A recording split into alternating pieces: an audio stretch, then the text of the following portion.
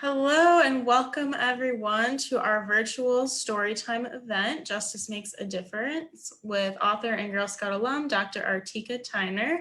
I'm so happy to be here with you all today and that we have our special guest joining us. Just a couple of things before we get started about Zoom. So during the event today, you will be able to see and hear us, but we will not be able to see or hear you. So go ahead and use that chat box to communicate with us, or the comment box if you're tuning in on Facebook. So go ahead and try that now. Say hello, say welcome to Dr. Tyner, and we'll be moderating that chat box. So type in your questions, comments, or reactions right there. And at the end of the program, we'll have a chance to do a question and answer. So go ahead and make sure you're thinking about those questions throughout the program. So now I would love to welcome Dr. Artika Tyner to read our virtual Storytime event today. Welcome.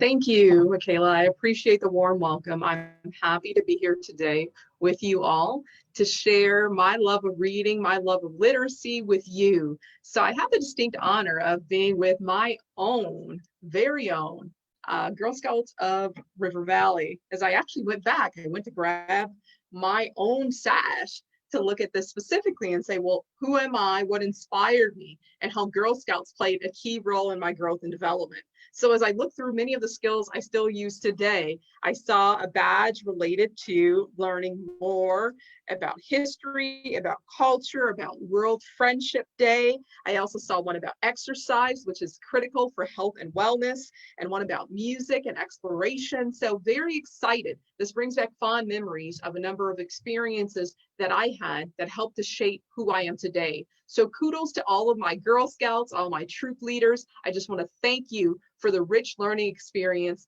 that you're creating. So without further ado, let's take a look and learn more about my journey in writing children's books. So I'll share with you my first children's book, which is entitled Justice Makes a Difference, the story of Miss Freedom Fighter Esquire. So the first thing that I'll ask you is, what is the role of an author? What does an author do? So for me, I was the author of this book along with Jacqueline Milton, who is my mother. So we wrote the book together. So we came together to write the story about a young girl that learns an important lesson, that you're never too young to make a difference. The next question I have for you is, what does it mean to be an illustrator? If you like to draw, you might consider opportunities to become an illustrator. So an illustrator, that's a good hint for you. An illustrator helps to create the images that go with the story. So the image of justice and some of the images that you'll see inside are painted by a gentleman by the name of Jeremy Norton. So you learned two new words today, illustrator and author. So join with me on the journey with Justice to learn more about how she learned the importance of her name, Justice, and also how she learned how she could be just like those Girl Scouts of the past, the present, and the future, how she could make a difference and be a difference maker in her community. So let's take a look. Justice Makes a Difference, the story of Miss Freedom Fighter Esquire. So the book is dedicated in the loving memory of my grandmothers, of Ruth, Nellie, Rosie, and Nadine. And I talk about how they taught us many early lessons on service and leadership. So you see young Justice here actually in this particular illustration, and that person sitting there with Justice is her grandmother. And I have a little fun story to tell you, so little secret information about the book. Actually, this dedication and the characters that you will see in the book are inspired by myself. So that's yours truly. That's from my Citizen of the Week photo. That's what's been adapted from my first grade photo. And that's actually my grandmother, Nellie, in her living room. So there's some likeness there that you'll see throughout the book also. So let's join in. Justice's favorite place to visit was her grandma's house. Grandma always greeted her with the biggest, warmest hug. Grandma always made Justice feel important. So have you take a look at the image and you get a chance to see Justice running to grandmother with open arms for that big hug. But did I miss something? Was there someone else there? I'll tell you, Justice has a special friend. Her friend's name is Freedom. So I'll have you take another look and see if you notice freedom. And freedom is on the porch. And if you guessed right, you guessed that her cat's name is Freedom. So Freedom is there waiting to greet Justice as well. The best part of Grandma's house was her den full of books. Justice and Grandma would spend hours together in the den, talking and reading. Your name is your destiny, Grandma had been telling Justice since the day she was born. Grandma reminded her often that being named Justice came with great responsibility. So I'll pause here. What does the word justice mean to you? So the word justice, what comes to mind when you hear that name? Now we know it's a powerful and strong name for a little girl, but what does it mean in our everyday life? Oftentimes when we talk about justice, we talk about fairness, that people are treated fairly. We talk about their rights being protected. And we also talk about building a strong community. So justice has a powerful name. And let's see what it means. Let's hear more from Grandma. So Grandma had reminded her that being named Justice came with great responsibility. She said, to whom much is given, much is accounted for, Grandma always said. So Grandma was giving her a reminder that her name gave her a responsibility to do the important things that we as Girl Scouts do of serving in the community and making a difference. So let's do that again. Justice might not have understood all the words that Grandma said, but she understood that she was meant to serve and lead in her community. So you can see from the picture here, this is one of Justice's favorite places. A favorite place for her is a place where she can read. So notice in Grandma's den, she's surrounded by books. So she's reading and spending some quality time with Grandma. So here's a question for you. What books are you reading this summer? And as you prepare for school, what are some of the special books that you've had a chance to read? And any good books on your wish list, what do you hope to read? So next, one day when Justice was visiting, Grandma asked, what is in your hands to make a difference in the world? What can I do? Justice wondered. I'm only 8 years old. How can I make a difference? Grandma served in the church. She fed the hungry, sheltered the homeless, clothed those in need, and visited the sick. Grandma described this as living out her faith. Justice wanted to be like her grandma. She wanted to know how she could live out her faith. So this photo, an image, gives you one example. What are they doing? You notice they're serving food. So they're preparing food for those in need to make sure that no one goes to bed hungry. Grandma, one of the activities that she's involved in is she volunteers in the local community kitchen. Grandma found Justice in the den heavy with thought. So she had that important look thinking, what's going on? So she was heavy with thought. Tell me what's bothering you, Justice, Grandma said. I want to live out my faith like you, Grandma, but I'm only 8 years old, Justice said. What can I do? Aren't I too young? Grandma's smile was gentle and reassuring. Your age does not show what you are capable of. So don't let someone tell you that you're too young to make a difference. Now, as Girl Scouts, we already know this, but let's see what else Justice learns. Justice, do you remember the poem you wrote for the Reverend Dr. Martin Luther King Jr. Day at school? Grandma asked. That poem made a difference. Justice remembered the applause of her teachers and classmates. She knew her grandma's words were true. Grandma gave Justice a book. Here's a book about someone else who made a difference through their writing.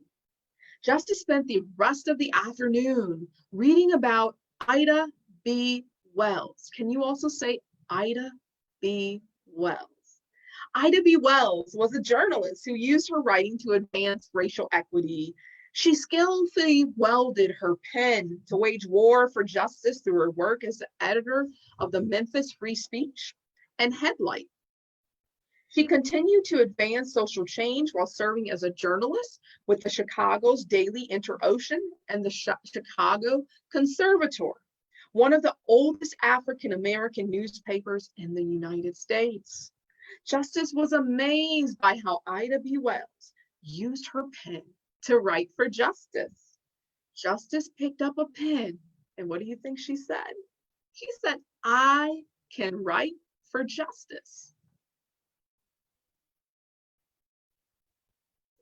You see here an illustration with Justice then, behind the little tree in the backyard, enjoying one of her favorite pastimes. She's reading, and she's reading a book about a pioneering woman who stood up not just for justice in the context of the civil rights movement alone. She was also, this important word, as we celebrate the anniversary of the 19th Amendment to the Constitution, she also was a suffragist, meaning that she took a stand for voting rights for women. So she was able to write for justice. She was able to share key stories as a journalist, and she also took a stand for voting rights as well. So let's find out who else Justice learned.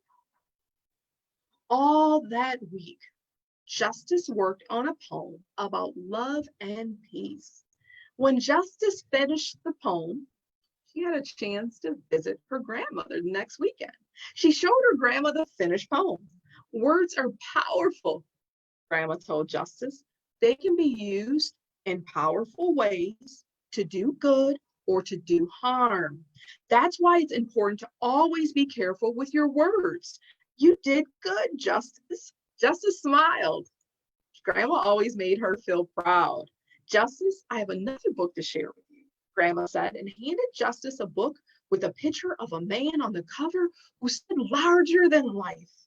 Words can be powerful, but music can also be powerful too, Grandma told her. So here's Grandma and Justice in the family room. So Justice got another special surprise, a book about a man by the name of Paul Robeson. So can you say Paul Robeson?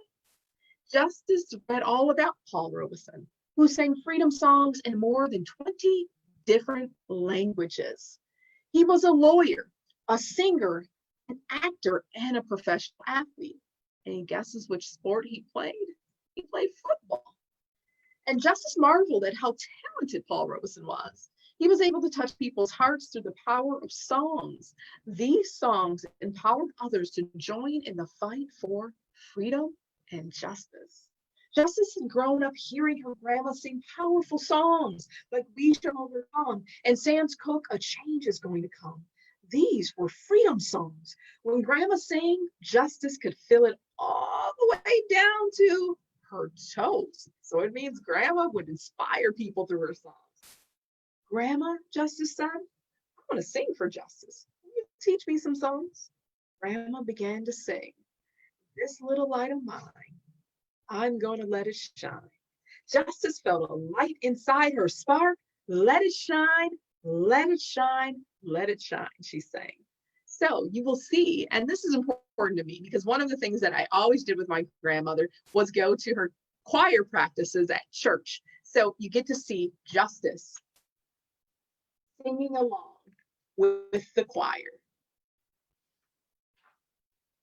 Sometimes when Justice visited, she helped grandma in the garden. Does anyone here have a garden? I know I enjoy having a garden. It's been an opportunity to plant beans, squash, lettuce, kale, greens, all types of things. So I'm curious what you're planting in your garden. So Justice loved the way the warm earth felt under her feet. She was amazed by how the tiniest seed could become a big vine full of juicy red tomatoes or a tall forest of okra plants. Grandma would sing while they worked and Justice would hum along. Their music served as the rhythm for their digging and planting. Planting a garden was hard work, and it gave Justice a lot of time to daydream. She fantasized about what it would be like to travel around the globe. Anyone else interested in traveling around the globe to see the world? What's the most exotic place you've ever traveled to, Grandma? Justice asked dreamily. Grandma chuckled. I haven't been much out of St. Paul, honey, Grandma said, but I've traveled all over the world through books. This made Justice happy. because she loved to travel through books too. So you can take a look at Grandma's garden. And what do you notice? You notice those tomato plants. You've also noticed the okra, and you see some things starting to grow right there in the planters. Grandma's helping to prepare the ground. After they were finished in the garden, Grandma gave Justice a book about a woman in a faraway land. Happy traveling, Grandma said. Justice read all about the country, Kenya, and the work of Dr. Wangari Maathai. So can you say Wangari? And her last name is Maathai.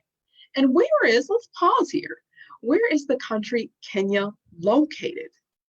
Any guesses? Well, I can tell you that Kenya is a country in the continent of Africa. And Africa is a continent with 54 countries. Kenya is one of them. So Africa is the continent, Kenya is the country. And then here's a pop quiz. So is Kenya located north, south, west, or east? Any guesses? Kenya is located in East Africa. So let's learn more about who again? Dr. Wangari Maathai. Dr. Maathai was a global leader. She organized the Green Belt movement with hopes of restoring trees in her home country, Kenya. She sought to restore the beauty of nature and uplift a close-knit community. She began by organizing mothers, daughters, and grandmothers to take action by planting one seedling at a time. So they're preparing with just planting one tree at a time. And it's actually an important leadership lesson. Leadership meaning your ability to influence and make a change in your community. So notice, one tree at a time, one mother at a time, one daughter at a time, one grandmother at a time. And look at what they were able to do. It says more than 51 million trees have been planted. Justice had an idea. Grandma, can we bring the community together like Dr. Maathai and start a community garden? Grandma smiled, her proudest smile. I think that's a wonderful idea. Should we invite others to help? Yes, Justice said. We can grow fruits and vegetables. Maybe we can ask our neighbors to help us. So in the photo, you then see neighbors coming together, other children helping in the community garden.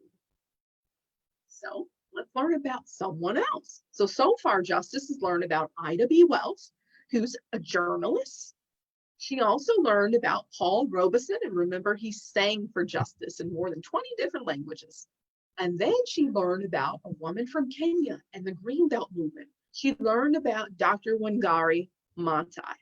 So next up, she's going to learn about an important historical figure. Her name is Shirley Chisholm. Can you say Shirley Chisholm? During one visit to her grandma's house, Justice was quieter than usual. She sat on her favorite green chair in Grandma's kitchen, drinking lemonade. Grandma looked concerned. It's troubling you, Princess? My friends at school said women can't be president, Justice said. But I always thought I might grow up to be president someday. Justice, don't ever let anyone tell you that you can't be who you want to be. She wanted to believe her grandma, but she still wasn't sure. When Justice got home from Grandma's that afternoon, she found a book in her backpack. And do you remember who we're going to learn about? It was about Shirley Chisholm. She knew it was from her grandma because her grandma always left books in hidden places as special gifts. Justice read about Shirley Chisholm, who became the first African-American woman to run for president of the United States in what year? Any guesses? In 1972. She called herself the candidate of the people because she was determined to fight for the rights of all people. Justice became very excited. I can be president one day, she said to herself.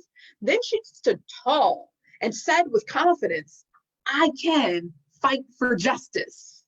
Justice couldn't wait to tell her friends at school about Shirley Chisholm.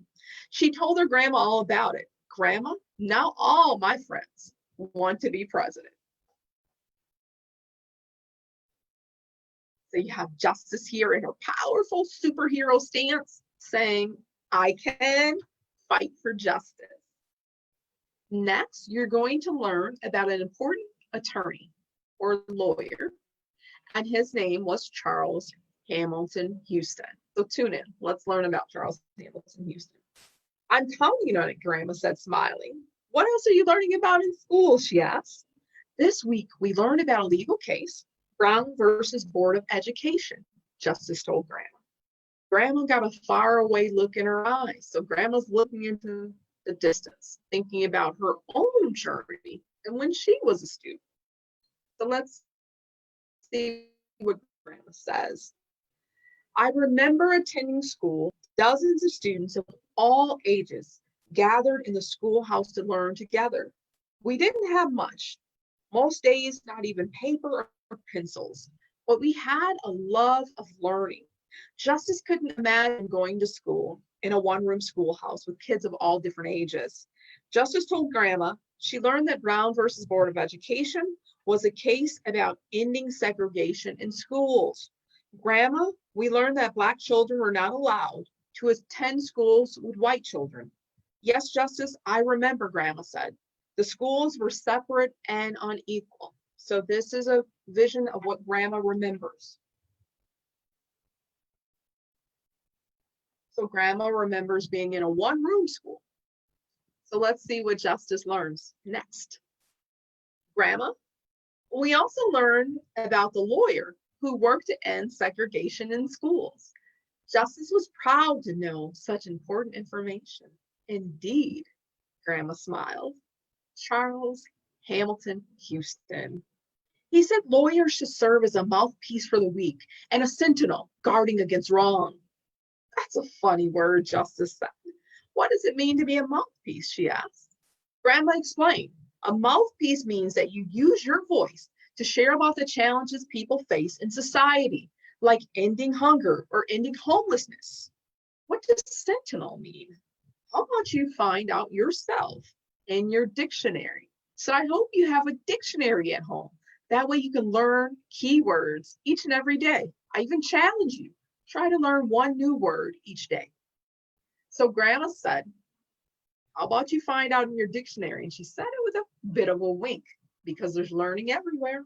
So Justice ran to find her dictionary. She paged through until she found sentinel. A sentinel is a soldier or guard whose job is to stand and keep watch. Wow, Justice thought, I can be a soldier for justice.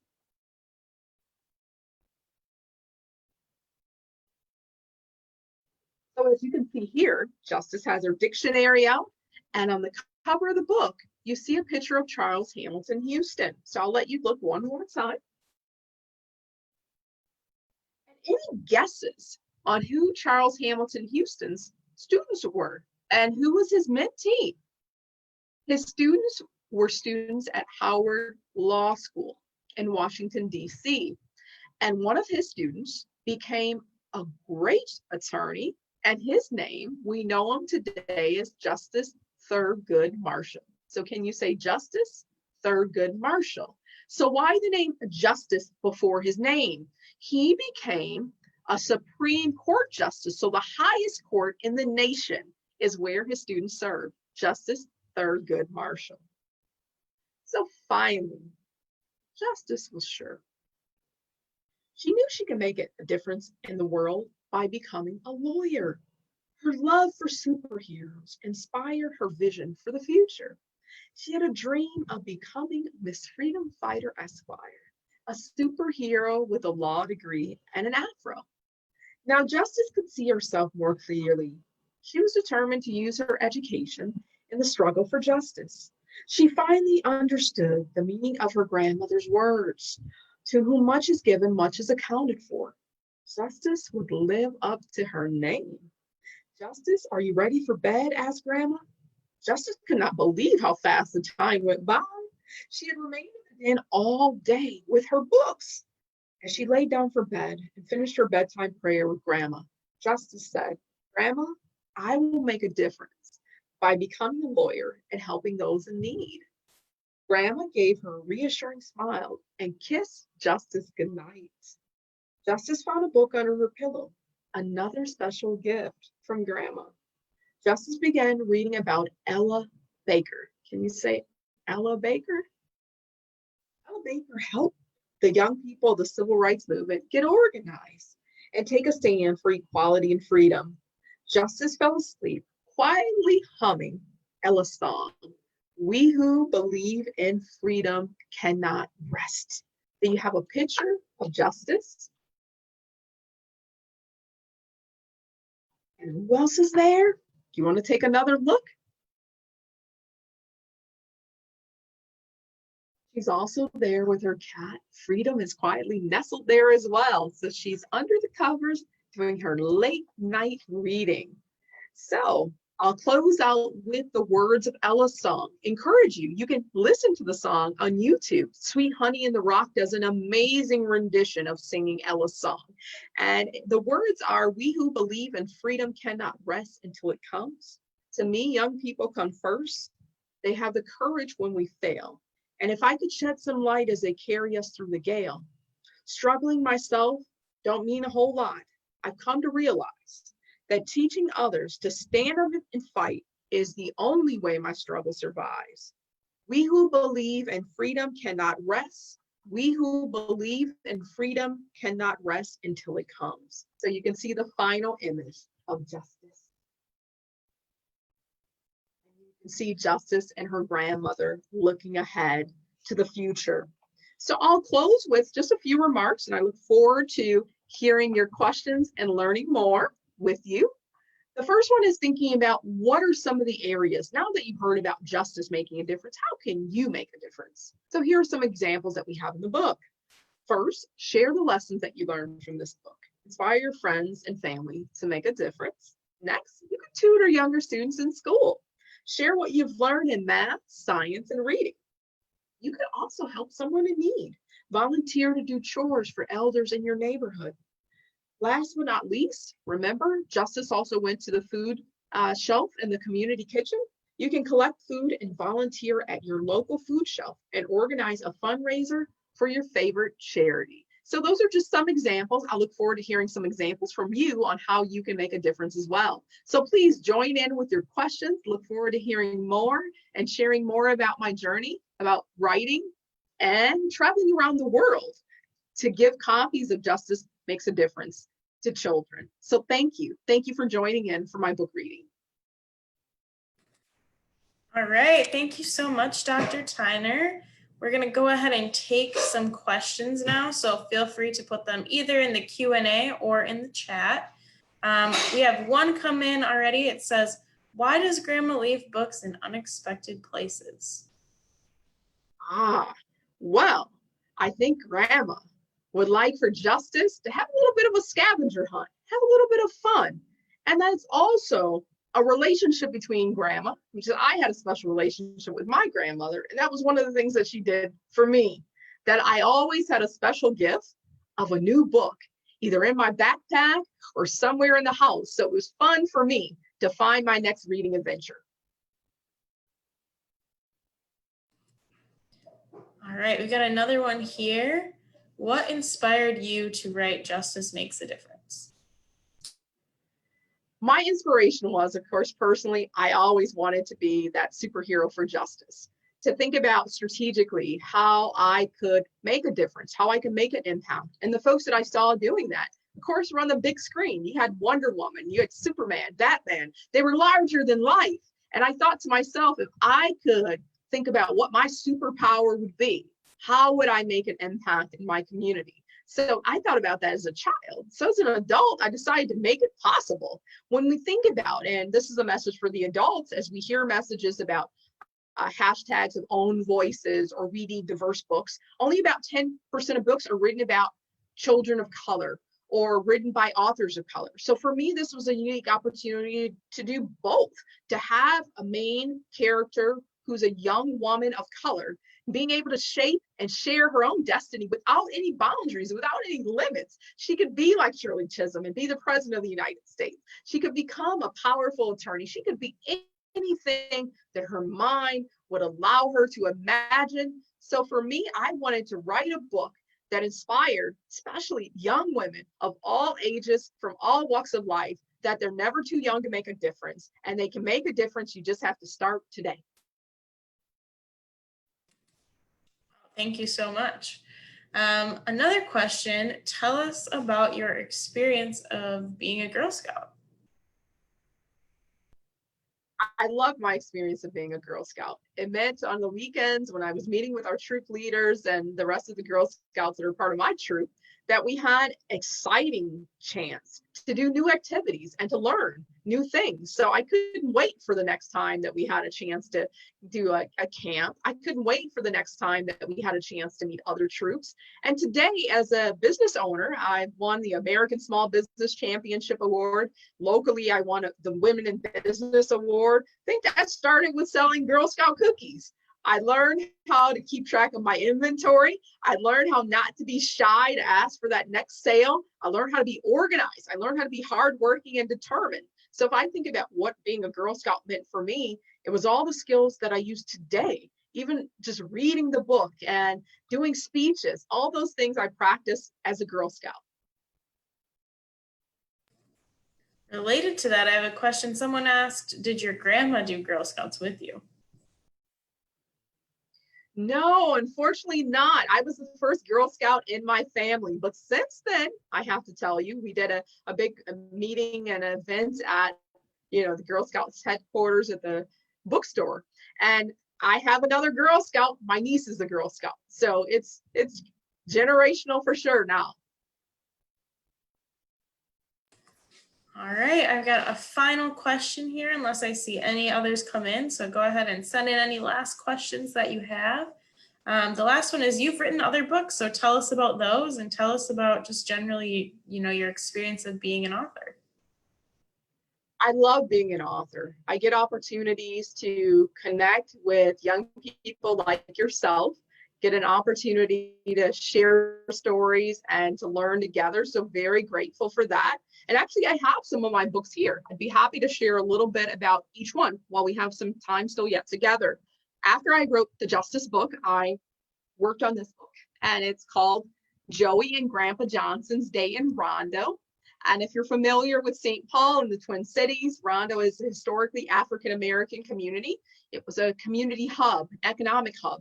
It was everything that the community needed. You had everything from a doctor's office to the pharmacy to our local co-ops, and all those things changed. At its peak, Rondo had over 400 businesses today that were owned by African-Americans. Today, there's probably about a dozen. But what happened was, we take it on our daily commute. Highway 94 went through the heart of our community. So many businesses were lost. What else happened was many people lost their homes. So books can do something powerful.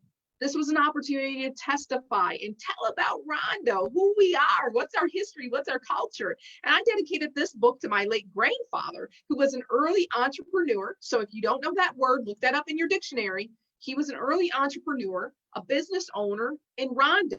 So I dedicated this book of a young man learning about entrepreneurship. Now I'll read a page out of it just so you can get a sense of what it's all about. So one of the activities, and grandparents, as you can tell, play a very important role in my life and in my community and my culture. So I talk about in this book, young Joey has a weekly outing with his grandfather. So he's returning back home. He's not too excited to return back home because he wants extra time with grandpa. So Joey recounted each of his visits. He shared about visiting the local businesses in Rondo. Grandpa reminded him of another lesson with a gentle hint. Did you learn a new word today? Remember I said the importance of learning a new word each day? Listen in. Joey declared with joy, yes, entrepreneurship. And he began to spell it out. Can anyone spell entrepreneurship for me? I'll give you a hint. It starts with an E. So let's go through the letters. So we're going to go E-N-T. What's next? R-E-P. And then another R, E-N-E-U-R. And then ship. So HIP. Joey continued, it means creating business opportunities in your community. I will open my own restaurant since I love cooking soul food with grandma. And I want to open a law firm just like Frederick McGee. So little homework, one of the early African-American attorneys, his name was Frederick McGee. I can create jobs in the community and help fight for justice. Grandpa said, this is also about being a leader. You are a great student. Leaders are learners, so you are well on your way to becoming an entrepreneur. He handed Joey a special package. Joey opened it. You don't have to guess too long on what Joey found. Just like justice, he opened it and found a bundle of new books to read. Grandpa waved goodbye, and Joey began counting the days until he would spend time with Grandpa.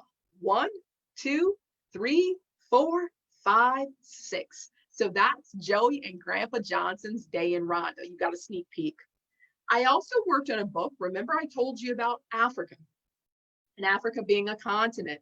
So I travel to Africa all the time. So I had to take a moment to share about Amazing Africa A to Z, because I think oftentimes all we know about Africa is what we see on the news. And oftentimes it's not positive images. But what I can tell you about Africa is not what you've seen. You can't even imagine what you'll see. The beauty of the land, the beauty of the culture. But more importantly, for you young people, you'll find other children. You can learn, you can play together, you can try new foods, new languages. You will enjoy it. So I had an opportunity to tell that story. I wrote this book with Monica Habia, who's also a children's book author, and we came together and we started to compile. And I know you can't cover everything happening in a beautiful continent like Africa in 26 letters, but we sure wanted to try to give a few just ideas on what people are missing out if they haven't been to the continent. So Amazing Africa A to Z. So I'll give you the A, B, and the C. How about that? So A, Amazing Africa. There are 54 countries in the continent of Africa. And then B is what I love. I love beach time. So B is for beaches, the sun glistening on the white sand of the beaches of Freetown, Sierra Leone. So Sierra Leone is in West Africa. So it's known for beautiful sandy beaches. And then I said, we'll do ABC. So here's C. C is for children of Africa. Children play ampe, love to dance, and enjoy singing. So that's the one thing that brings great joy to me, is watching the children playing and having a good time. Next up, so I wasn't done yet. I kept writing books because young people like yourself kept asking me questions. And the main question that they asked is, when will you write your next book? So I couldn't disappoint, so I kept writing. This one is for those of you who are interested in becoming a lawyer, or even, remember I said Justice Thurgood Marshall served on the highest court in the United States, which is what? He served on the US Supreme Court. So this is a book about how you can become a US Supreme Court justice. So it gives some examples about the history of the court and how you can prepare. What does that journey look like? What's the road to becoming a Supreme Court justice? So I'll just tell you a couple things that you can think about for that road. I'll just read one quick page here. And it says the road to the court. Each justice has traveled a unique path to reach his or her position in the highest court in the United States. But a background in law is key to getting there. It's never too early to start. Find a copy of the Constitution and get familiar with its words. Study the amendments. Remember, I talked about the 19th Amendment, which gave women the right to vote. So take a look at that and research what led to their creation. How has each amendment changed the way we live in the United States? Last but not least, follow current events. Think about how each event falls within the law. Take a moment to consider that there may be another side of the story. So a little homework, reading your Constitution and studying a little bit. One more book to share with you. This one I did for the young readers, the little ones who aren't even in kindergarten yet. I want to give them a little inspiration. So this one is called Kofi Loves Music. So you travel throughout the continent of Africa with sound, with the beauty of music. So this is a young boy with his grandfather learning about the power of music to bring families together. And I'm still writing, so there'll be more the next time we meet. All right, thanks so much, Dr. Tyner, for sharing your books with us. We had one last question that I would like to ask you before we wrap up here. And someone said, what was your favorite thing to do in Girl Scouts? As you can tell, I love selling cookies, but I love eating them equally. So Thin Mints were my favorite, if you need to know the way to my heart. But I love that experience of working with, and I probably put mostly my mother to work with helping me to sell cookies and transport me. But I really loved that experience because then we could set goals as a troop, work together, and be able to learn, like I said, some of the skills that I still use today. I also love camp because camp gave me a chance to think critically and to think and problem solve in real time. I can say something very special about Girl Scouts in light of that. With each badge that I earned, I wasn't just earning a new badge, I was learning a new skill set. And not just for me as the young Artika, the Girl Scout, but as I evolved into Artika the lawyer, Artika the educator and professor, and today Artika earning her doctorate, all those different pieces. I had to learn and use those same problem solving skills. And I also had to learn how to set goals so that you take everything one step at a time. So Girl Scouts allowed me at a young age to start practicing those skills. And of course, what was also of critical importance is learning how to work with my other Girl Scouts within my troop. Because oftentimes we think working and accomplishing a goal is about one, but don't miss the lesson that only one is incomplete, that it's really the team coming together and working together. So I was grateful that Girl Scouts taught me that early lesson.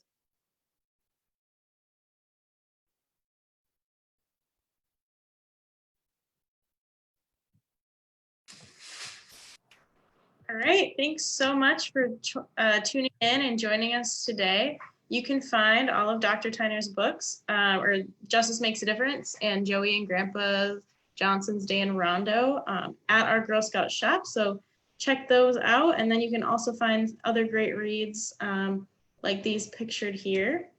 And then next week, you can join us at the same time, same place on Zoom or Facebook Live. And we'll have another virtual storytime event with a local author, Shaletta Brundridge, and her daughter Cameron, featuring their book Cameron Goes to School. So if you enjoyed this, tell your friends and come back next week.